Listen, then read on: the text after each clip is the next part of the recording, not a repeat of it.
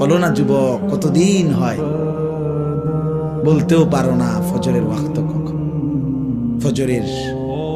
ফজরের সূর্য কেমন, ফজরের হাসি কেমন, ফজরের বরকত কেমন। আল্লাহ তাআলা বলেন ওয়াকুরআন আল ফজর আই সালাত আল ফজর।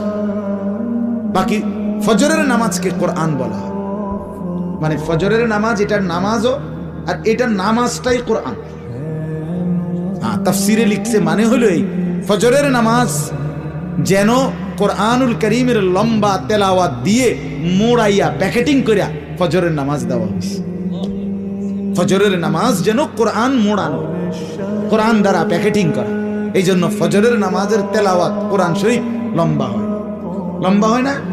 হ্যাঁ, লম্বা তেলাওয়াত। স্বাভাবিক যেই কোনো ইমাম 4 ওয়াক্ত নামাজের চাইতে ফজরের ওয়াক্তে